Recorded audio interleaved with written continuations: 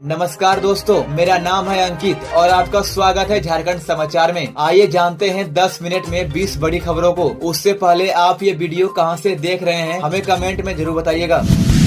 मैया सम्मान योजना का बड़ा अपडेट, 3 दिन में आधार लिंक कराएं, नहीं तो रुक जाएगी 2500 रूपए की किस्त। मुख्यमंत्री मैया सम्मान योजना का लाभ लेने वालों के लिए एक जरूरी खबर है। अब इस योजना के तहत मिलने वाली राशि पाने के लिए आधार सीडिंग अनिवार्य कर दी गई है, यानी आपका बैंक खाता आपके आधार कार्ड से लिंक होना चाहिए। अगर आपने अभी तक आधार लिंक नहीं कराया है तो आपके पास सिर्फ 3 दिन का समय बचा है। 30 अप्रैल के बाद अगर आधार सीडिंग नहीं हुई तो अप्रैल महीने की 2500 रूपए की किस्त नहीं मिलेगी। इसके लिए सरकार नहीं, आप खुद जिम्मेदार होंगे। सरकार ने जगह जगह कैंप लगाकर आधार सीडिंग कराने की सुविधा दी है, इसलिए जल्द से जल्द अपने बैंक में जाकर या कैंप में जाकर अपने खाते से आधार लिंक करवा लें। सरकार ने मुख्यमंत्री मैया सम्मान योजना के लिए इस बार बजट में 13,363 करोड़ रुपए से ज्यादा का प्रावधान किया है, यानी योजना में पैसे की कोई कमी नहीं है। बस जरूरी है कि आपका आधार सही तरीके से लिंक हो। झारखंड में बेरोजगार युवाओं को सरकार का सहारा, 13 करोड़ 75 लाख रुपए का रोजगार भत्ता दिया गया। झारखंड में कौशल विकास की ट्रेनिंग लेने के बाद भी हजारों युवाओं को रोजगार नहीं मिल पाया है। सरकार ने ऐसे करीब 26,731 युवाओं को 13 करोड़ 75 लाख रुपए का रोजगार भत्ता दिया है। यह भत्ता श्रम विभाग की योजना के तहत दिया जाता है। इसके अनुसार नौकरी नहीं मिलने पर युवाओं को हर महीने 1000 रूपए और लड़कियों, दिव्यांगों और थर्ड जेंडर को 1500 रूपए भत्ता दिया जाता है। जानकारी के मुताबिक वित्तीय वर्ष 2024-25 में 1,03,53 युवाओं को कौशल विकास की ट्रेनिंग दी गई थी, लेकिन बड़ी संख्या में अब भी वे नौकरी के इंतजार में हैं।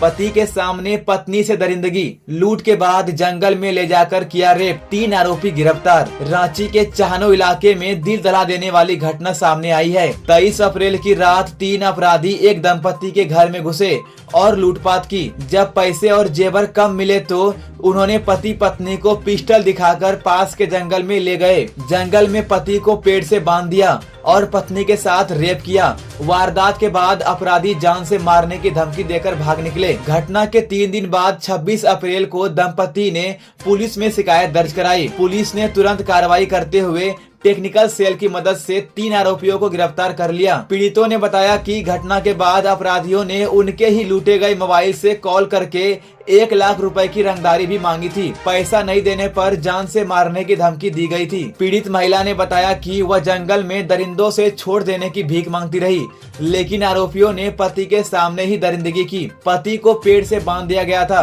और एक अपराधी उनके सिर पर पिस्तौल ताने खड़ा था। पूछताछ में आरोपियों ने बताया कि महुआ चुनते वक्त उन्हें पिस्टल और गोली मिली थी, लेकिन पुलिस को इस बात पर यकीन नहीं हो रहा है। जानकारी के मुताबिक तीनों ने मिलकर पूरी प्लानिंग से वारदात को अंजाम दिया था।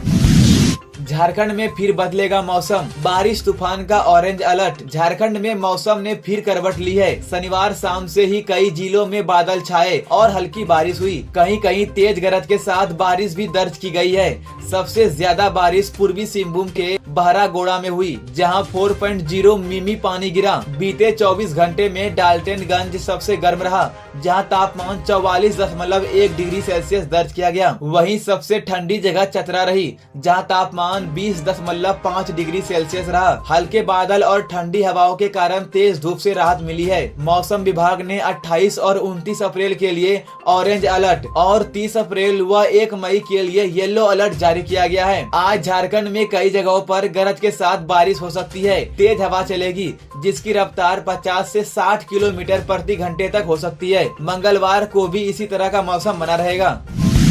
भारत का बड़ा एक्शन, पाकिस्तान के 16 YouTube channel ban, Jammu Kashmir में 15 जगह रेड। भारत सरकार ने सोमवार को पाकिस्तान के 16 यूट्यूब चैनलों पर बैन लगा दिया है। इनमें डॉन न्यूज, समा टीवी और जियो न्यूज जैसे बड़े चैनल शामिल है। सरकार का कहना है कि ये चैनल भारत और हमारी सुरक्षा एजेंसियों के खिलाफ झूठी खबरें फैला रहे थे। यह कार्रवाई गृह मंत्रालय की सिफारिश पर की गई है। इसी बीच प्रधानमंत्री नरेंद्र मोदी और रक्षा मंत्री राजनाथ सिंह के बीच अहम मीटिंग भी हो रही है। राजनाथ सिंह पीएम से मिलने उनके घर पहुंच चुके हैं। जम्मू कश्मीर पुलिस ने आतंकियों के 15 ठिकानों पर रेड मारी है। सूत्रों के मुताबिक ये सभी आतंकी पाकिस्तान के कब्जे वाले कश्मीर यानी कि पीओके से ऑपरेट कर रहे हैं और पहलगाम अटैक से जुड़े हुए हैं। वहीं पाकिस्तान की सेना ने भी लगातार चौथे दिन सीज फायर का उल्लंघन किया है। रविवार रात और सोमवार तड़के LOC पर फायरिंग हुई, जिसका भारतीय सेना ने मुंहतोड़ जवाब दिया। अब NIA की जांच के सामने आया है कि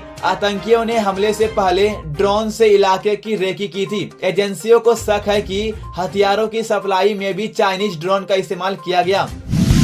गुमला में भीषण सड़क हादसा, बाइक सवार 3 युवकों की मौके पर मौत, गांव लौटते वक्त हुआ हादसा। गुमला जिले के सदर थाना क्षेत्र में रविवार रात एक दर्दनाक सड़क हादसा हो गया। खरका चौक के पास रात 11 बजे एक अज्ञात वाहन ने बाइक सवार 3 युवकों को टक्कर मार दी। हादसे में तीनों युवकों की मौके पर ही मौत हो गई। टक्कर इतनी जोरदार थी कि बाइक भी पूरी तरह चकनाचूर हो गई। सूचना मिलते ही टोटो थाना के SI इमानुएल कोगांडी मौके पर पहुंचे और तीनों शवों को रात करीब 11:30 बजे सदर अस्पताल भिजवाया गया। डॉक्टरों ने तीनों को मृत घोषित कर दिया। मिली जानकारी के मुताबिक तीनों युवक अपनी बहन की शादी में शामिल होने चंदाली गांव आए थे। रात को खाने के बाद वे अपने गांव लौटने निकले थे। गांव वालों ने रात में जाने से मना भी किया था, लेकिन वे बाइक से निकल पड़े।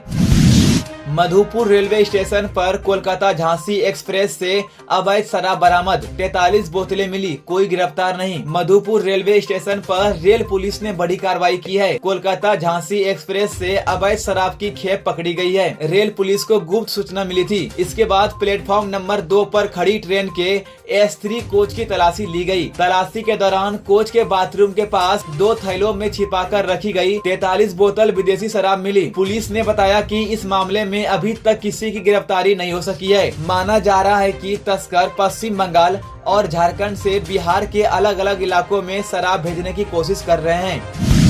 बंगाल बाइक ब्लास्ट केस में NIA की बड़ी कामयाबी, धनबाद का अमरजीत कोलकाता से गिरफ्तार। NIA को बंगाल बाइक विस्फोट केस में बड़ी सफलता मिली है। रविवार को NIA ने कोलकाता एयरपोर्ट के पास दमदम इलाके से धनबाद निवासी अमरजीत वर्मा को गिरफ्तार किया। अमरजीत पर आरोप है कि वह बंगाल में अवैध तरीके से विस्फोटक ले जा रहा था। इसी दौरान बाइक में धमाका हो गया था। इस घटना में एक व्यक्ति की मौत हो गई थी और कई लोग घायल हुए थे। यह मामला साल 2024 का है। जांच में सामने आया कि उस समय जीवदेव मंडल नाम का व्यक्ति बाइक से अवैध विस्फोटक ले जा रहा था। रास्ते में बाइक में ब्लास्ट हुआ और उसकी मौके पर ही मौत हो गई। शुरुआत में बंगाल पुलिस इस मामले की जांच कर रही थी, लेकिन बाद में यह केस NIA को सौंप दिया गया। जांच में पता चला कि इस घटना में कई लोग भी शामिल थे। NIA ने 9 अप्रैल को कई जगह छापेमारी की थी, जिसमें धनबाद के चिरकुंडा में अमरजीत के ठिकानों पर भी रेड हुई। वहां से भारी मात्रा में विस्फोटक बरामद किया गया था। हालांकि उस वक्त अमरजीत फरार हो गया था। रांची में कारोबारी को धमकी, 25 लाख की रंगदारी नहीं देने पर फायरिंग। रांची के पुदांग इलाके में एक कारोबारी के घर पर फायरिंग की घटना हुई है। सुभाष गुप्ता को कुछ अपराधियों ने 25 लाख रुपए की रंगदारी मांगी। जब सुभाष ने देने से मना किया तो 25 अप्रैल को उनकी घर पर गोलीबारी कर दी गई। सुभाष गुप्ता ने बताया कि 22 अप्रैल को एक फोन आया था, जिसमें कहा गया था कि वे उग्रवादी संगठन से बोल रहे हैं और 25 लाख रुपए देने होंगे।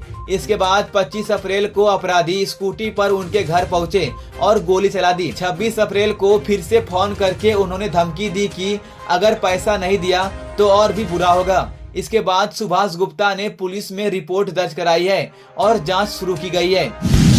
दुमका गोड्डा के 5 साइबर अपराधी गिरफ्तार, करोड़ों की ठगी का खुलासा। रामगढ़ थाना क्षेत्र से पुलिस ने कुख्यात साइबर क्रिमिनल घनश्याम मंडल समेत 5 अपराधियों को गिरफ्तार किया है। घनश्याम के खिलाफ पहले से 9 मामले दर्ज हैं। बाकी आरोपी दुमका और गोड्डा जिले के रहने वाले हैं। गिरफ्तार आरोपियों से कई एंड्रॉइड फोन और एक लैपटॉप बरामद हुआ है, जिनका इस्तेमाल साइबर ठगी में होता था। पुलिस के मुताबिक घनश्याम ने बीटेक किया है और ठगी के अलग अलग तरीके अपनाकर लोगों के खाते से करोड़ों रुपए उड़ाए हैं। अब पुलिस उनकी संपत्तियों की जांच कर रही है और आगे की कार्रवाई जारी है। झारखंड के लेटेस्ट न्यूज को सबसे पहले देखने के लिए हमारे चैनल को सब्सक्राइब जरूर करें।